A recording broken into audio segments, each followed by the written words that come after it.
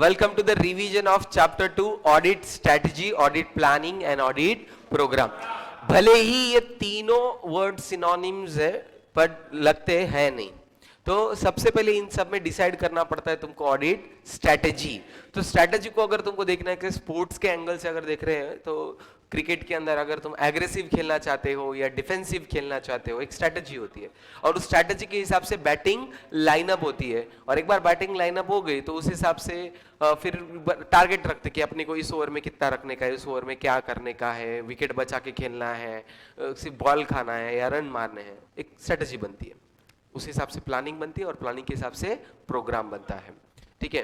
तो why do we need audit plan? क्यों चाहिए तुमको ऑडिट प्लान? ऑडिट प्लान अगर रहा तो ऑडिटर को वो एनेबल करता है टू इफेक्टिव ऑडिट.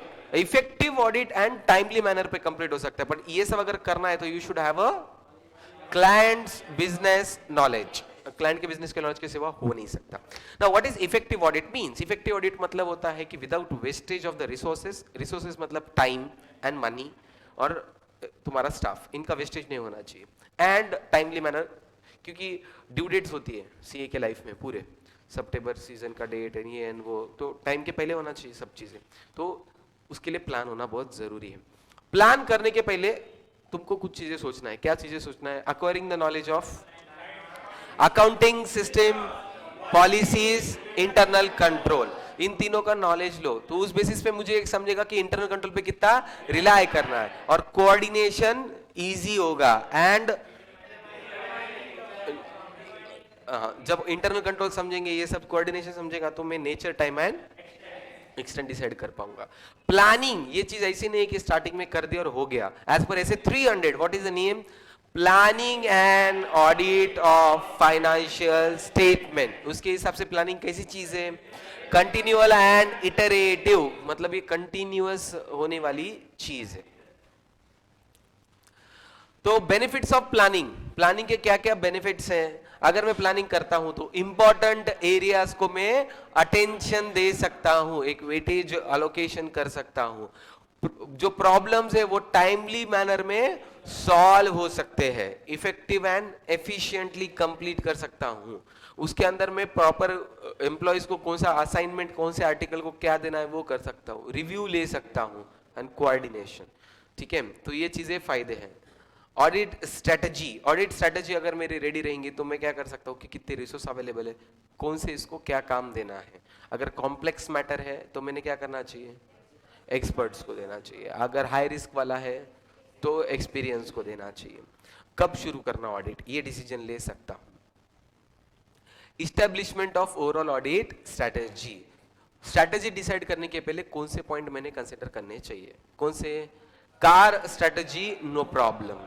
कार का सी, कैरेक्टरिस्टिक्स. कैरेक्टरिस्टिक्स में नंबर ऑफ ब्रांच, बिजनेस के नेचर क्या है, पास्ट एक्सपीरियंस क्या है, उसके हिसाब से मैं डिफाइन स्कोप कर सकता हूँ. R, reporting objective and communications.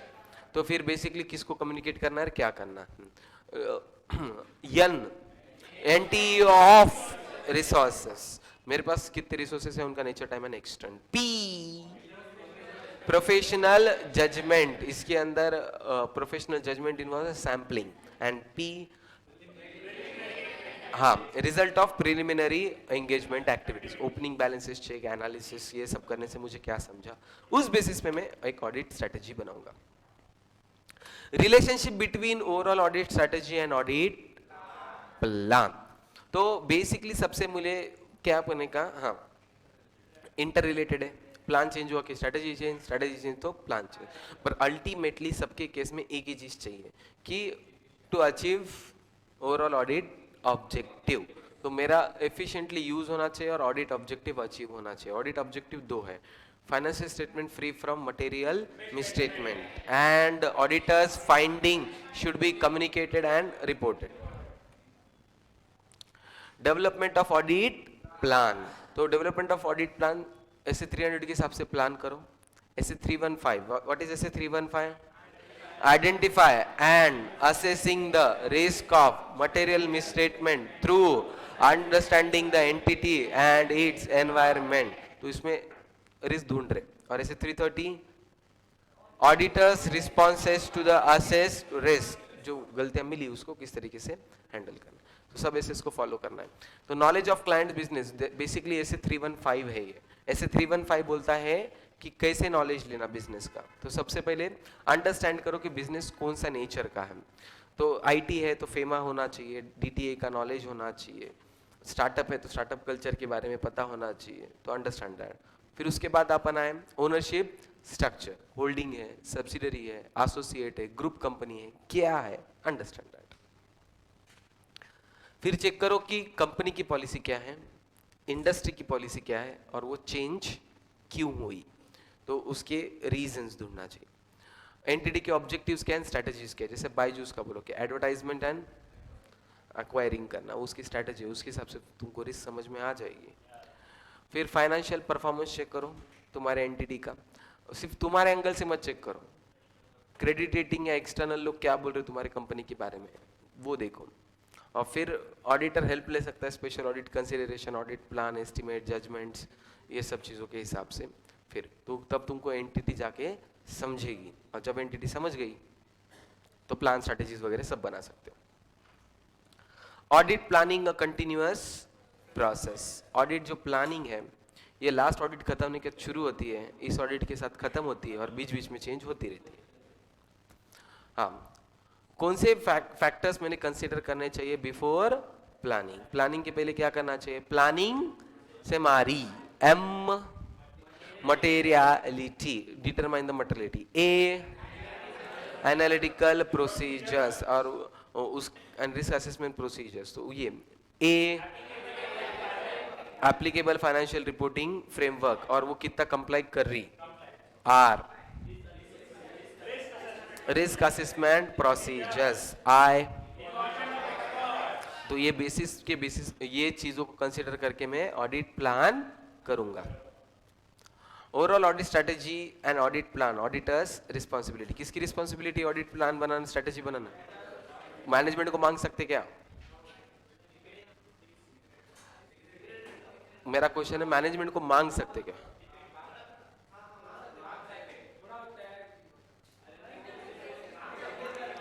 Zero, कुछ सुन रहे इतना, मांग सकते क्या, नहीं दिखा सकते क्या, हाँ उसका आंसर है थोड़ा बहुत दिखा सकते, कुछ भी नहीं, अपना आंसर रेडी है वही देने का, ऐसा तुम क्वेश्चन कुछ भी डालो।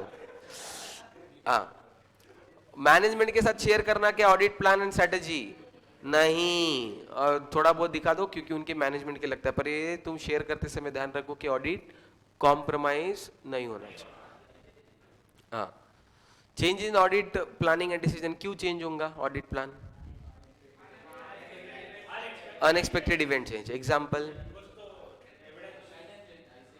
आईसीआई का पैटर्न चेंज हो गया, और फिर और दूसरा तरीका,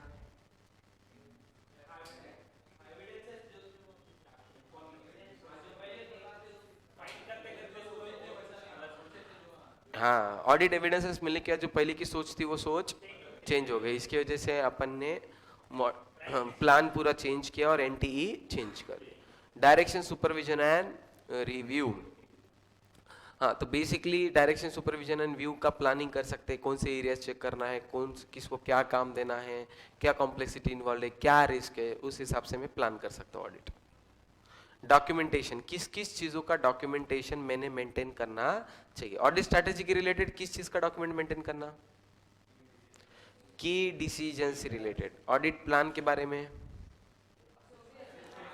जो असेसमेंट प्रोसीजर करे कि कहाँ पे असेसमेंट, याद है ऐसे 315 रिस्क कहाँ है, उसके लिए जो प्रोसीजर्स फॉलो करे उस प्रोसीजर्स का डॉक्यूमेंट रखो। एंड थर्ड, जो स्ट्रेटजी एंड प्लानिंग में जो चेंजेस करे उसके रिलेटेड। इसके अलावा और क्या रखना चाहिए, summary of discussions with entity and उनके साथ जो कम्युनिकेशन हुआ वो, मतलब मिनट्स ऑफ द मीटिंग और उनके साथ जो लेटर एक्सचेंज हुआ, ईमेल एक्सचेंज हुआ, उसका रिकॉर्ड रखो। और क्या चाहिए, हाँ तो बेसिकली तुमको हाँ एंगेजमेंट एग्रीमेंट्स, तुमको किस चीज़ों से अथॉरिटी मिली, क्या केसेस मिले, अदर रिपोर्ट्स, ये सब चीज़ों का डॉक्यूमेंटेशन रखना है। ऑडिट प्रोग्राम क्या है, what is the definition of audit programme, what is steps of series of verifications, जिसके थ्रू मुझे ऑडिट एविडेंसेस मिलेंगे और जिस ऑडिट एविडेंसेस के हिसाब से मैं ओपिनियन दूंगा उसको ऑडिट प्रोग्राम ऐसा बोलते हैं। एग्जाम्पल सवेरे किसका दिया था ऑडिट प्रोग्राम में? हाँ, बीसीए फेलिसिटेशन फंक्शन का चेकलिस्ट बताया था ना। हाँ, तो उसमें बताया था हॉल कब बुक करना है, कितने दिन पहले क्या करना, चीफ गेस्ट डिसाइड, किसको इनवाइट करना, फूड क्या क्या आइटम्स लगते, उसकी लिस्ट थी ना सब। हाँ, तो बेसिकली ये सीरीज ऑफ वेरिफिकेशन एक छोटे छोटे सीरीज में लिखा था कि नहीं, पहले हॉल बुक करो, चीफ गेस्ट बुक करो, स्टूडेंट को बुलाओ। सो एक प्रोसीजर बोली थी। Evolving one audit plan not practical for all business. सबके लिए एक ऑडिट प्लान बना सकते कि नहीं? नहीं बना सकते? बना सकते पर वो अच्छा नहीं होगा, तो बेसिकली नहीं करना चाहिए। क्यों नहीं करना चाहिए? हर बिजनेस के लिए सेम, हर एक बिजनेस का नेचर, साइज एंड कंपोजिशन अलग होता है। बिजनेस सेम है, ट्रांसपोर्टेशन में बिजनेस सेम है तो क्या प्रॉब्लम है? तो उनका इंटरनल कंट्रोल अलग अलग होता है। तो हर एक बिजनेस का नेचर अलग है। डीमार्ट वर्सेस पेट्रोल पंप फटाफट होता है, कोई रिस्क नहीं है। डीमार्ट में बहुत रिस्क है, तो उसका अलग अलग करना पड़ेगा। ट्रांसपोर्ट सब बस और एयरपोर्ट दोनों भी ट्रांसपोर्ट ही कर रहे हैं, पब्लिक कुछ कर रहे हैं, प्रॉब्लम क्या है? पर एयरपोर्ट में स्ट्रिक्ट चेकिंग है, बस स्टैंड पे नहीं है, कोई भी आओ जाओ घर तुम्हारा, आओ जाओ, सो भी सकते, तो नो प्रॉब्लम। तो इंटरनल कंट्रोल का डिफरेंस, इसलिए वन प्रोग्राम सबके लिए पॉसिबल और प्रैक्टिकेबल नहीं है। अदरवाइज सबके लिए सेम प्लान बनाए तो टाइम वेस्ट होगा, वेस्टेज है। ये अच्छा सा क्यूट सा इमेज बनाया था, सबको एक एक डब्बा दे दिए, ये बच्ची बेचारी को कुछ दिख रहा नहीं। The assistant engaged be encouraged to keep up an open mind. Audit programme बना के दे दी आर्टिकल्स को, एक करो जाओ बच्चाओ, ये लो लिस्ट इसके हिसाब से चेक करो। तो तुम्हारे जैसे आर्टिकल ने चिल्ले पिल्लो ने ऑडिट पे जाए तो क्या करना चाहिए? हाँ, ओपन माइंड रखना चाहिए। क्या जो ऑडिट प्रोग्राम में बोला है वो तो करना ही है, बट उसमें कुछ एडिशन या डिलीशन भी करना अलाउड है। हाँ, कि nature, time and extent, composition change हो गया, इंटरनल कंट्रोल तुम जो सोचे वैसा नहीं था, तो तुम रियल में जाके ऑडिट प्रोग्राम के हिसाब से फॉलो करो, उसमें चेंजेस ला सकते कि नहीं? यस, अभी तुमको टोटल लेने को बोला है, पर टैली है, टोटल क्यों लेंगे भाई? जरूरत ही नहीं है। बियॉन्ड जरूरत से ज्यादा प्रूव हो गया कि करेक्ट टोटल से, तो मैं क्यों लूं? एडिशन, बैकअप प्लान है कि नहीं भाई? जहां पे जरूरत नहीं थी, बाकी बिजनेसेस को, शेयर मार्केट को ऑडिट करने को गया, वहां पे तो बैकअप चाहिए। हाँ, तो जो आर्टिकल असिस्टेंट है उनको बोलना भाई तू ओपन माइंड रख, इतना तो जो बोला है ना चेकलिस्ट में प्रोग्राम में वो तो करने का चाहिए, इसके अलावा तेरे को जो लगता है वो कर, पर इतना तो कर। Predict periodic review of audit programme. अगर ऑडिट प्रोग्राम को टाइम टू टाइम चेक करते रहे तो क्या होगा?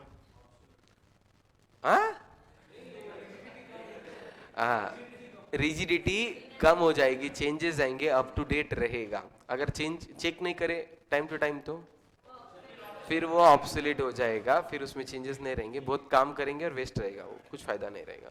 जैसे एक एग्जांपल दिया था मैंने,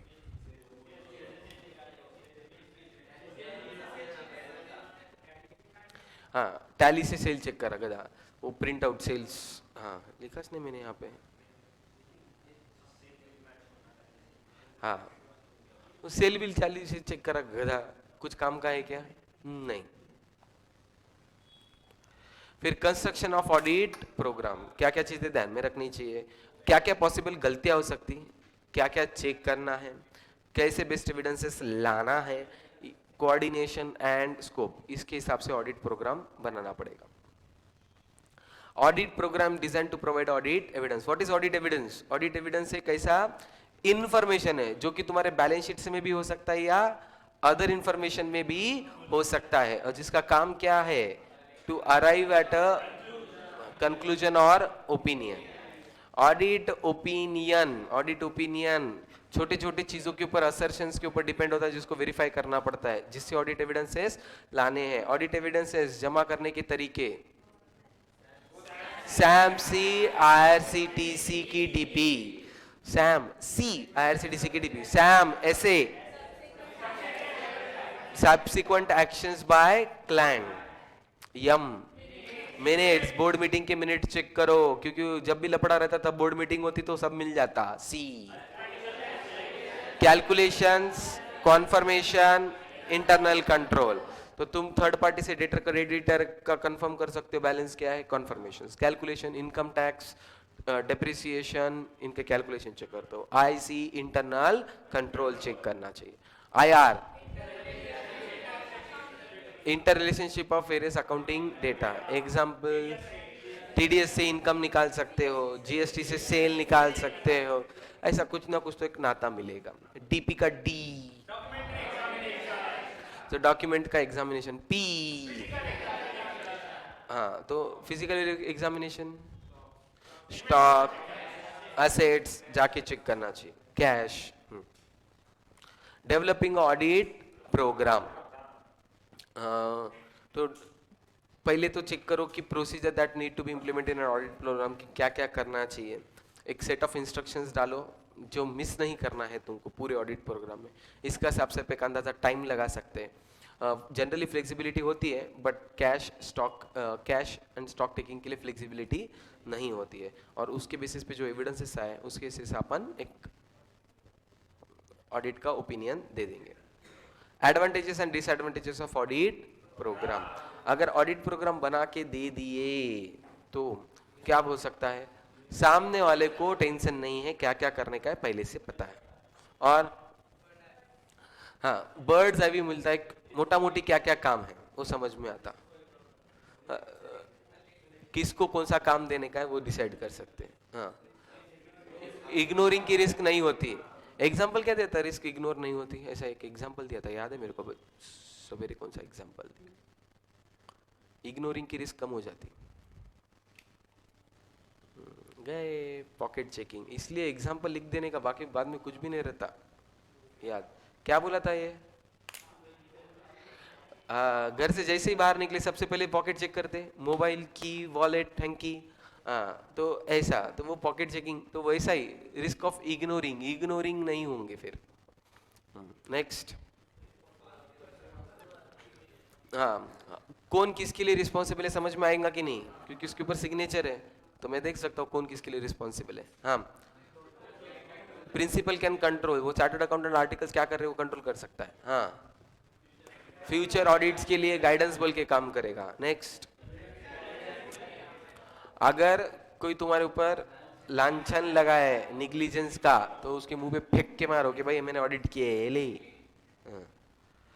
डिसएडवांटेजेस क्या क्या है, मैकेनिकल, बोरिंग हो जाएगा ये काम करने का, क्या 50 ऑडिट में रो हर साल, तो मैकेनिकल लग सकता है अगर बिना सोचे समझे करे तो। Religious beliefs, rigid and inflexible, हाँ तो एक पैटर्न बन जाता है फिर वो वही करने ऐसा लगता है, ऐसा नहीं है। अब हाँ, कोई अपडेट नहीं करता, फिर क्या है अपडेट करना चाहिए बट प्रोग्राम बन गया बोल के कोई अपडेट नहीं हो, बोले उसके हिसाब से करो। असिस्टेंट कैसा हो जाएगा, इनएफिशिएंट, वो बोलता कि भाई सर मैंने प्रोग्राम में बोला होता किया ना, मेरी क्या गलती अब, ऐसा। किल द इनिशिएटिव, जो एकदम आउट ऑफ द बॉक्स होता वो बोलता खत्म कर दे, वो बोलते ये ऐसा चेक करना है, ऐसा चेक करना है, ऐसा चेक, वो दूसरा कुछ सोचेगा नहीं, उसको पता है कि ये तक चेक करने का। Quality control for audit work, delegation, दूसरे को काम देना सीखो। तो बेसिकली बहुत सारे लोग इन्वॉल्व होते हैं, किसी ना किसी के ऊपर डिपेंड होता है, तो ऑडिटर को उस हिसाब से अपना काम परफॉर्म करवा के लेना पड़ता है। और ऑडिट प्रोसीजर जब कराते हैं अपन सेट करते हैं तो ट्राई करो कि ऑडिट प्रोग्राम में पहले से जो लॉज एसएस के रेगुलेशंस है वो उसमें प्रोग्राम में डाल दो, मतलब तुमको फॉलो करने का टेंशन ही नहीं रहेगा और अप्रोप्रिएट ऑडिट रिपोर्ट चल जाएगी। Audit planning and materiality, 3 type की रिस्क रहती, कौन सी, इनहेरेंट, कंट्रोल, डिटेक्शन। इनहेरेंट मतलब जो बिजनेस में है, कंट्रोल जो मैनेजमेंट ने कंट्रोल करना चाहिए था और मैनेजमेंट नहीं कर रही है, डिटेक्शन ऑडिटर ने ढूंढना चाहिए था पर ऑडिटर ने ढूंढा नहीं है, तो वो डिटेक्शन रिस्क है। तो अपना काम क्या है, अल्टीमेटली ये तीनों रिस्क का कॉम्बिनेशन कम आना चाहिए, ये अपना काम है। हाँ, तो मटेरियलिटी अपन डिसाइड करेंगे कुछ नॉलेज लगा के, और ऐसा नहीं कि स्टार्टिंग में जो मटेरियलिटी डिसाइड करी वही फाइनल हो, वो ऑडिटर चेंज भी हो सकती है। ऐसे 320 किसके बारे में बात करता है, materiality planning and performing an audit. Materiality मतलब कौन सा amount? Power to influence economic decision of the user. User का इकोनॉमिक डिसीजन चेंज करने की ताकत जो रखता है उसको मटेरियलिटी बोलेंगे. परफॉर्मेंस मटेरियलिटी मतलब क्या है? दो चीजें, uncorrected misstatements plus undetected. Uncorrected मतलब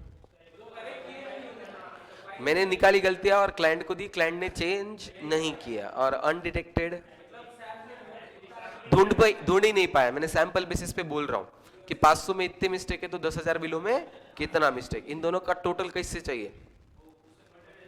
जो मटेरियलिटी मैंने बैलेंस शीट के लिए सेट की उससे कम होना चाहिए, उसको परफॉर्मेंस मटेरियलिटी बोलते हैं. और परफॉर्मेंस मटेरियलिटी के बारे में और एक चीज है, मिसस्टेटमेंट इन 3 जगह. कौन सी 3 जगह? Class of transactions, account balance and disclosure. इन सब के लिए जो बैलेंस शीट की मटेरियलिटी और इनकी मटेरियल दोनों की सेम नहीं होती, सबके लिए अलग अलग होती है. जो ऑडिटर को सेट करनी है, ऑडिटर को इन सब के लेवल के अलग अलग सेट करने के बाद इनसे कम भी रखनी है. अगर इससे कम नहीं हो पाई तो ओपिनियन फिर चेंज करना पड़ेगा. Use of benchmark materiality. Benchmark materiality मतलब क्या?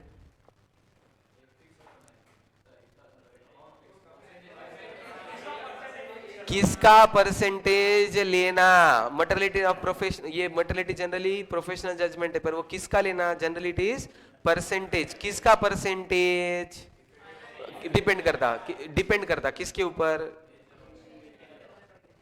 Nature of business. किसका किसका ले सकते?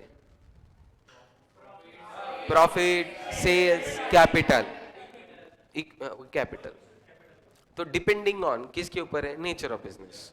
अगर तुम्हारे बिजनेस का नेचर क्या है, देखो डिमार्ट है तो प्रॉफिट का सोचूंगा, स्टार्टअप है तो सेल्स का सोचूंगा. Where the entity and its life cycle, वो बूम में है, रिकवरी में है, क्या है? बूम में है, मटेरियलिटी इधर उधर हो गई, टेंशन नहीं रहता, देन प्रॉफिट कमा रहा. हाँ, रिकवरी में, रिसेशन में है, रिकवरी में, तो तुमको मटेरियलिटी बहुत फॉलो करनी पड़ती है, क्योंकि भाई बिजनेस में कुछ बचा ही नहीं है. Industry and it's economic environment.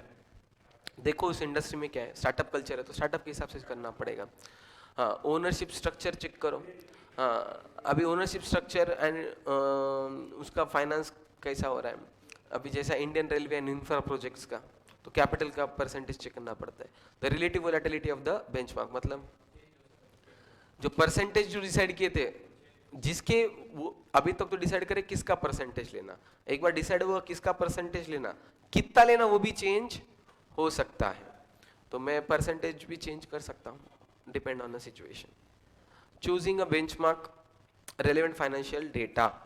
तो जब प्रॉफिट या सेल्स का ले रहे हो तो उसको एडजस्टमेंट करना बहुत जरूरी है. अगर प्रॉफिट का ले रहे हो तो अबनॉर्मल प्रॉफिट या अबनॉर्मल लॉस एडजस्ट करना. अबनॉर्मल प्रॉफिट को क्या करना? प्रॉफिट है ऐड की less and loss add. Otherwise अगर ये एडजस्ट नहीं करे तो वो बेंचमार्क का मटेरियलिटी का कोई सेंस ही नहीं बचता है. ठीक है, तो तुमको एडजस्टमेंट करो, उसके बाद परसेंटेज लो, फिर मटेरियलिटी बनाओ.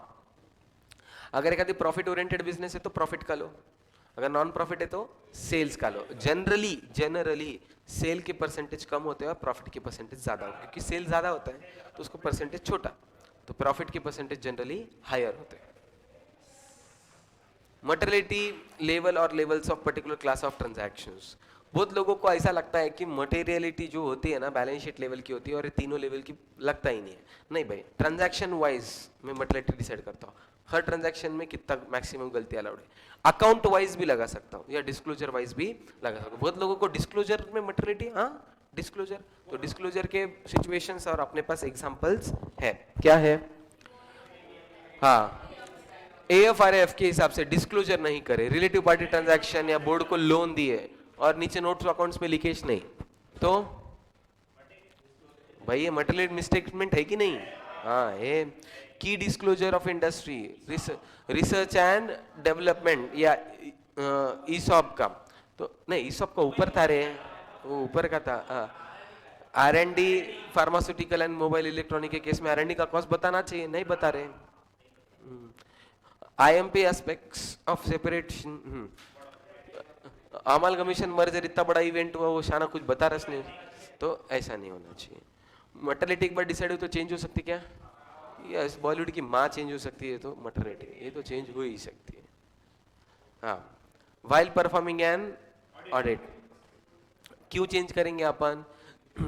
एक तो न्यू इन्फॉर्मेशन मिली, या फिर मेरे को अंडरस्टैंडिंग। बाईजूस मेरे को पहले अच्छा लगता, बाद में अभी उसके पीछे का रावण दिख रहा, तो वही जो सोचे थे वैसा वो नहीं है। जैसा फॉर एग्जाम्पल दयाबेन जेठालाल को समझती है, जेठालाल वैसा हाँ, तो ओपिनियन चेंज हो गया, तो तुम तुम्हारी मोर्टेलिटी लोअर कर सकते हो और उस हिसाब से ऑडिट का प्लानिंग चेंज कर सकते हो। डॉक्यूमेंटिंग द मटेरियलिटी, तो मटेरियलिटी के रिलेटेड टोटल बैलेंस शीट की materiality, account level transaction benchmark, ये सब, और उसमें रिवीजन हुआ, उन सब का मटेरियलिटी का डॉक्यूमेंटेशन बना के रखो।